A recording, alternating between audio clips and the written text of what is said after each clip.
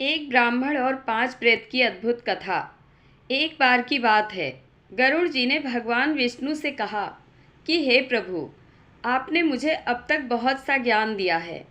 आपने मुझे बहुत ही रहस्य भरी बातें बताई हैं। लेकिन प्रभु, आज मुझे आपकी कोई ऐसी कथा सुननी है जिसमें आपकी अद्भुत महिमा समाई हो। तब भगवान विष्णु, जिन्हें हम कृष्ण के नाम से भी जानते हैं, उन्होंने गरुड़ जी को एक कथा सुनाई जिसमें एक संतप्तक नामक ब्राह्मण था और साथ ही 5 प्रेत भी थे। ये पांचों प्रेत किस कारण प्रेत बने, वही आज इस कथा में हम जानेंगे। भगवान विष्णु गरुड़ जी को कथा सुनाते हुए कहते हैं कि हे गरुड़, बहुत समय पहले की बात है।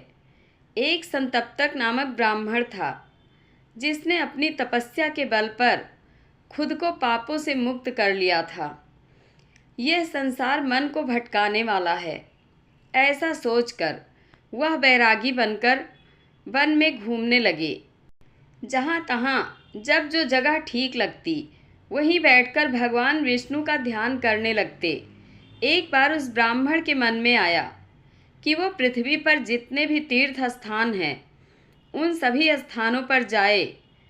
उसने ये लक्ष्य बना लिया कि वो सभी तीर्थों पर जाएगा और उसने अपनी यात्रा शुरू कर दी। गरुड़ ज्ञान 5 प्रेतों की अद्भुत कथा। संसार के प्रति इंद्रिय खुद ही आकर्षित हो जाती हैं।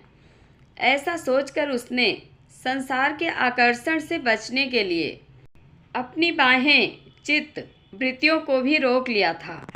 लेकिन अपने पूर्व संस्कारों के प्रभाव के कारण वह रास्ता भूल गया। उसे चलते चलते शाम हो गई। अब उसे नहाने की इच्छा होने लगी। वो चारों तरफ पानी की तलाश करने लगे। वह पानी की तलाश में एक ऐसी जगह पहुँचे जहाँ एक बहुत ही भयंकर घना जंगल था।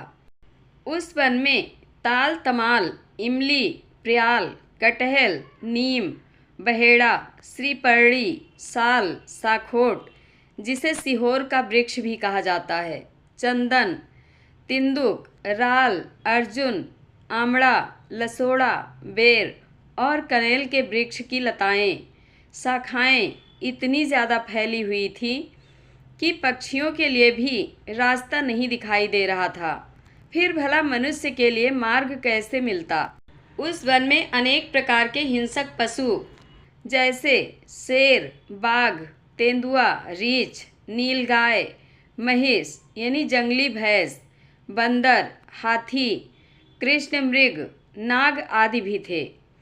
इसके अलावा उस वन में भूत, प्रेत और भयानक रूपों वाले पिशाच और पिशाचनियाँ भी थीं। संतप्तक नामक ब्राह्मण उस घने जंगल को देखकर डर गया, लेकिन फिर भी उसने हिम्मत जुटाई और ये सोचकर कि जो भी होगा देखा जाएगा, उस वन के अंदर चला गया। झींगरों तथा उल्लुओं की आवाज़ से वह जंगल गूंज रहा था।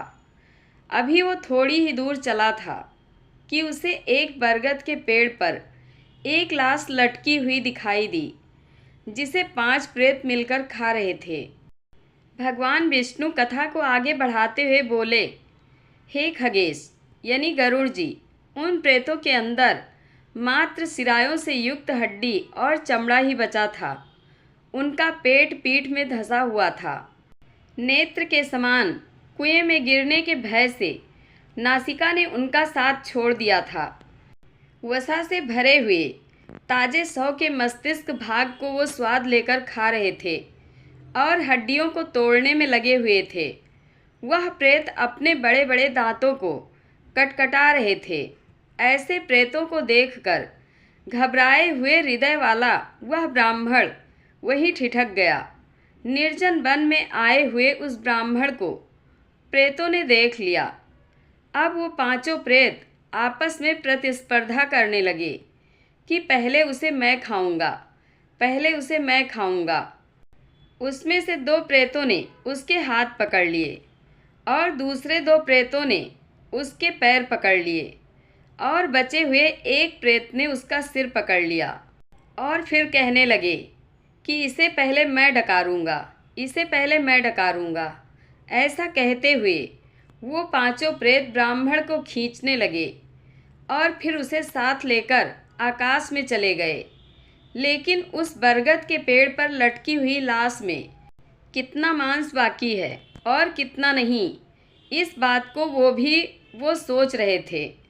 उसी समय उन प्रेतों ने देखा कि दांतों के द्वारा नोचे जाने के बाद भी वह लाश फटी हुई आंतों से भरा हुआ है। इसलिए वह आकाश से नीचे उतर आए और उस लाश को भी अपने पैरों में दबाकर आकाश में लेकर दोबारा उड़ चले। हे गरुड़, आकाश में ले जा रहे उस प्रेत रूप में वह ब्राह्मण खुद को देखने लगा। उसे लगने लगा कि इस प्रेत की जगह वह खुद है। वह बहुत ज़्यादा डर गया और मन से मेरी आराधना करने लगा। कहने लगा कि हे देवाधिदेव चिन्मय चक्रधारी, मेरी रक्षा करो।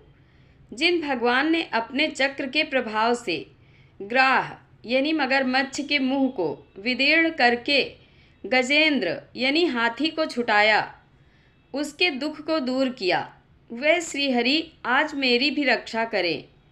मगध नरेश जरासंध ने निर्दोष राजाओं को बंदी बनाकर कारागार में डाल दिया था। जिन मुरारी श्री कृष्ण ने राज सूर्य यज्ञ के लिए पांडुपुत्र भीमसेन के द्वारा उस राजा को मल्ल युद्ध द्वारा मरवाकर बंदी राजाओं को मुक्त किया था, इस समय मेरे कर्म पास को काटकर वह श्रीहरि मेरी रक्षा करें। हे गरुड़, उस वक्त एक चित्त होकर जब वह मेरी स्तुति करने लगा तो मैं उठ खड़ा हुआ और सहसा वहां जा पहुंचा जहां प्रेत उसको लेकर जा रहे थे। उन लोगों द्वारा ले जाते हुए उस ब्राह्मण को देखकर मुझे आश्चर्य हुआ। कुछ काल तक बिना पूछे मैं भी उनके पीछे पीछे चलता रहा। मेरी सानिध्य मात्र से उस ब्राह्मण को पालकी में सोए हुए राजा के समान सुख प्राप्त हुआ। इसके बाद मैंने सुमेरु पर्वत पर जा रहे मणिभद्र नामक यक्षराज को देखा। मैंने नेत्रों के संकेत से उसे पास बुलाया और कहा, हे यक्षराज, इस समय इन प्रेतों को नष्ट करने के लिए प्रतिद्वंदी योद्धा बन जाओ। युद्ध में इन्हें मारकर इस 100 को अपने अधिकार में कर लो। इतना सुनते ही उस मणिभद्र ने प्रेतों को दुख पहुंचाने वाले प्रेत रूप को धारण कर लिया। दोनों भुजाओं को फैलाकर होठों को जीभ से चाटते हुए अपनी लंबी लंबी और भयानक सांसों से उन प्रेतों को बहलाते हुए वह मणिभद्र उनके सामने जाकर खड़ा हो गया। फिर उसने 2 प्रेतों को अपने हाथों से, दूसरे 2 प्रेतों को अपने पैरों से और एक को मुंह द्वारा सर से पकड़ लिया। उसके बाद अपने शक्तिशाली मुक्के से ऐसा प्रहार किया कि वह सब तितर बितर हो गए। इधर उधर गिरने के कारण उनके हाथ पैर क्षतिग्रस्त हो गए। फिर भी वो दोबारा उठे और उस ब्राह्मण तथा 100 को लेकर एक हाथ से युद्ध करने लगे। उन लोगों ने अपने नाखूनों, दांतों और थप्पड़ों से उस पर प्रहार किए, पर मणिभद्र ने उनके प्रहारों को विफल कर दिया और उनसे उस 100 को छीन लिया।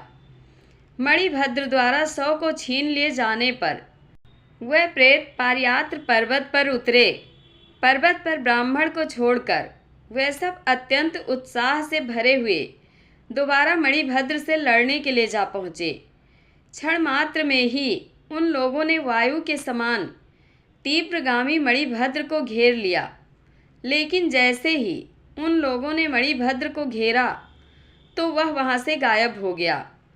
ऐसी स्थिति देखकर हताश होकर वह प्रेत उस ब्राह्मण के पास जा पहुँचे।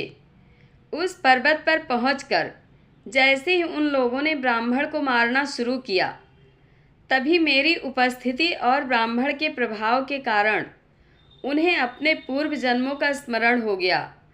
जैसे ही उन्हें अपना पूर्व जन्म याद आया तो वह उस ब्राह्मण की प्रदक्षिणा की और क्षमा मांगी। प्रदक्षिणा करने के बाद उन प्रेतों ने उस ब्राह्मण से कहा, हे विप्रदेव, आप हमें क्षमा करें। उनके दीन वचनों को सुनकर ब्राह्मण ने उनसे पूछा कि तुम लोग कौन हो? क्या मैं जो ये सब देख रहा हूँ वो कोई माया है, या फिर कोई स्वप्न देख रहा हूँ, या फिर ये मेरे मन का कोई भ्रम है? तब उन प्रेतों ने ब्राह्मण से कहा कि हे विप्रदेव, हम सब प्रेत हैं और पूर्व जन्मों के दुष्कर्मों के कारण हम प्रेत बन गए हैं।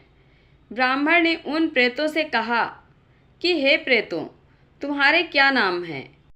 तुम सब क्या करते हो? तुम्हारी ये दशा कैसे हुई? पहले मेरे प्रति तुम्हारा व्यवहार कैसा आक्रामक था और इस समय कैसे अच्छा हो गया है? तब प्रेतों ने ब्राह्मण से कहा, हे विप्रदेव, हे योगीराज, हम सब आपके दर्शन से निष्पाप हो गए हैं। हमारे नाम पुरसित, सूचिमुख, शीघ्रक, रोधक और लेखक है। फिर ब्राह्मण ने कहा, हे प्रेतों, पूर्व कर्म से उत्पन्न प्रेतों का नाम कैसे निरर्थक हो सकता है? तुम सब अपने इन विचित्र नामों के बारे में मुझे विस्तार से बताओ। फिर एक एक करके उन प्रेतों ने अपना परिचय देना शुरू किया। पहला प्रेत बोला, मेरा नाम पर्युषित है। हे विप्रदेव, मैंने एक बार श्राद्ध के सुअवसर पर एक ब्राह्मण को न्योता दिया था। वह ब्राह्मण मेरे घर देर से पहुंचा। उस ब्राह्मण के आने से पहले ही बिना श्राद्ध किए भूख लगने के कारण मैंने भोजन कर लिया और उस ब्राह्मण को बासी भोजन लाकर खिला दिया। मरने के बाद मेरे इसी दुष्कर्म के कारण मुझे ये प्रेत योनि मिली। मैंने ब्राह्मण को जो बासी भोजन दिया था, इसी से मेरा नाम पर्युषित हो गया।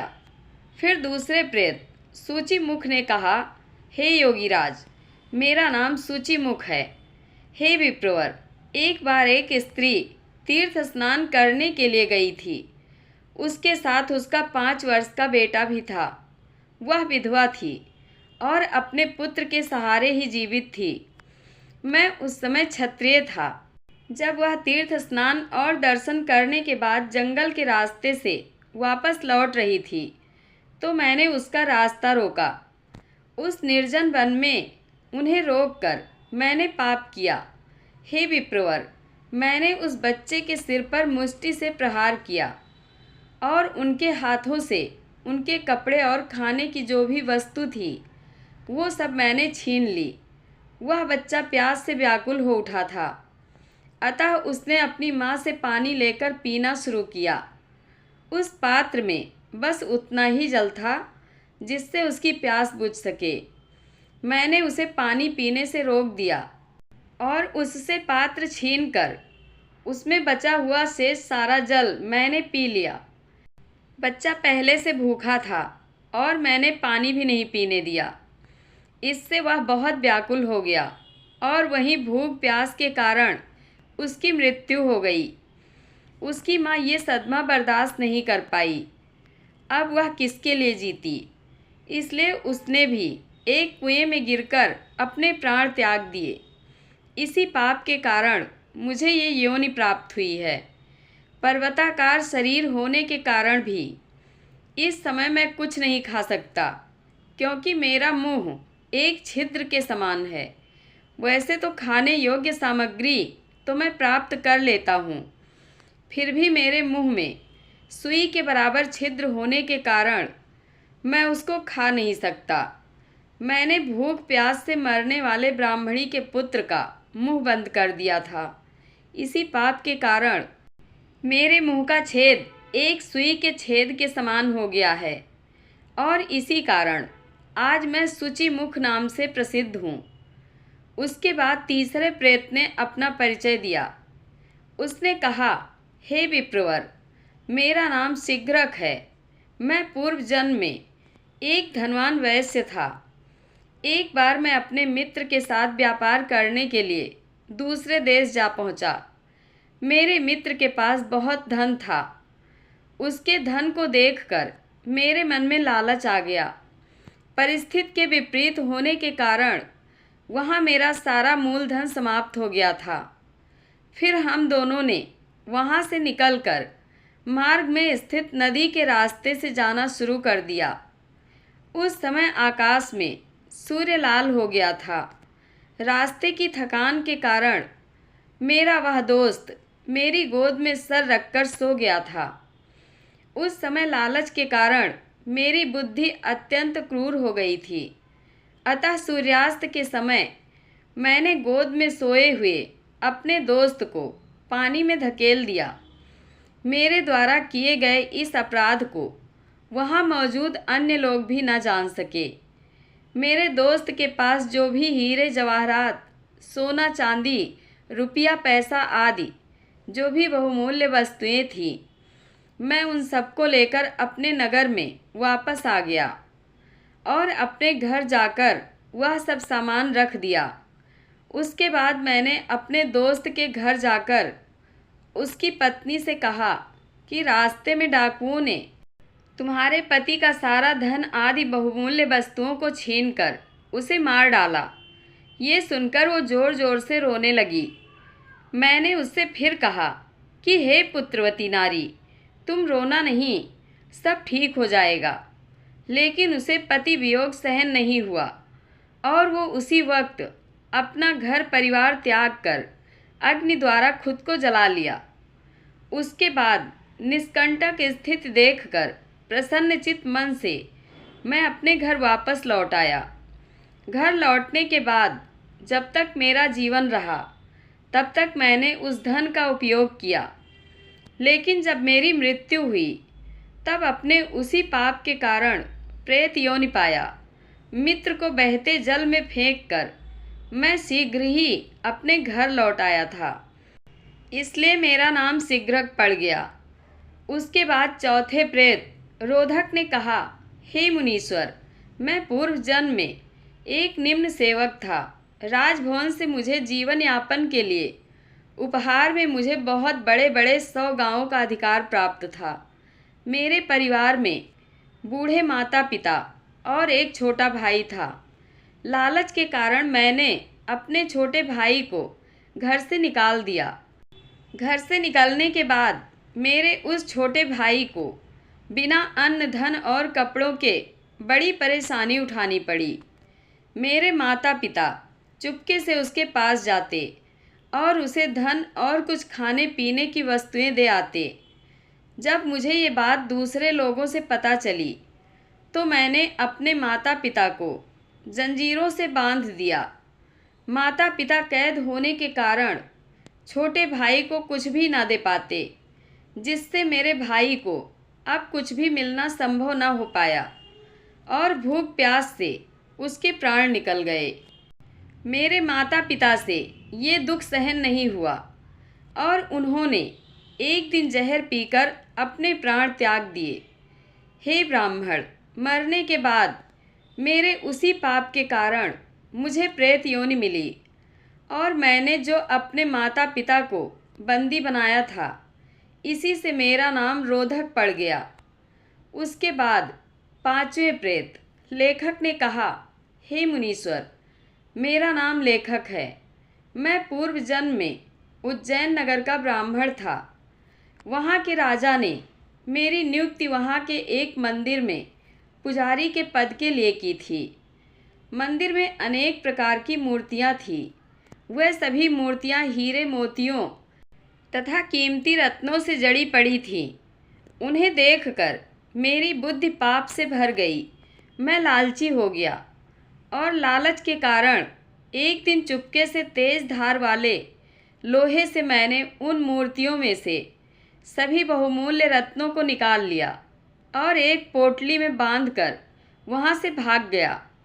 जब राजा मंदिर में दर्शन करने के लिए आया तो मूर्तियों को छत विछत व मड़ियों से रहित देखा तो वो बौखला गया और उसने उस समय प्रतिज्ञा ली कि जिसने भी ये घोर पाप किया है उसके बारे में मुझे पता चलने पर मैं उसकी जीवन लीला समाप्त कर दूंगा, फिर चाहे भले ही वो कोई ब्राह्मण या पुजारी ही क्यों न हो।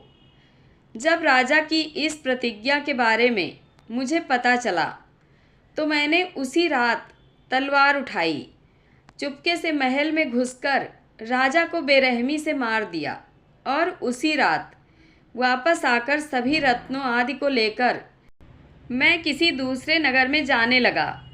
जाते समय रास्ते में एक जंगल पड़ा। वहाँ बहुत अंधेरा था। तभी वहाँ एक बाघ आया और उसने मार डाला। मैंने लालच के कारण मूर्तियों में छेदन व काटने का कार्य किया था। उसी से मेरा नाम लेखक पड़ गया और मरने के बाद इसी पाप के कारण मुझे प्रेत योनि मिली। इस प्रकार सभी प्रेतों की बातें सुनने के बाद ब्राह्मण ने कहा, हे प्रेतगणों, आप लोगों ने मुझे अपनी जैसी दशा बताई है, वैसे ही आप सबके नाम भी हैं। अब तुम मुझे ये बताओ कि तुम लोग खाते क्या हो, तुम्हारा आचरण क्या है। तब उन प्रेतों ने बताया कि हे विप्रवर, जहाँ पर वेद मार्ग का अनुसरण होता है, जहाँ दान, धर्म, क्षमा, धृति, ज्ञान और लज्जा ये सब रहते हैं, हम वहाँ निवास नहीं करते।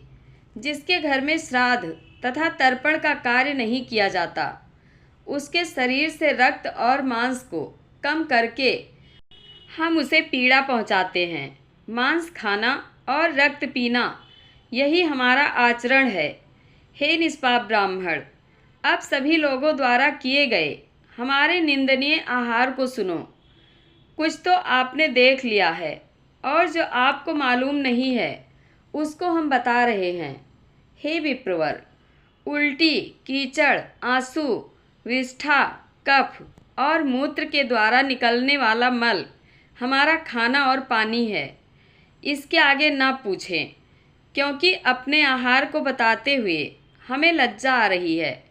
हे स्वामी, हम सब अज्ञानी, तामसी, मंदबुद्धि और भय से भागने वाले हैं। हे विप्रश्रेष्ठ, हम में पूर्व जन्म की याद आ गई है। अपने विनय अभिनय के संदर्भ में हम कुछ नहीं जानते हैं।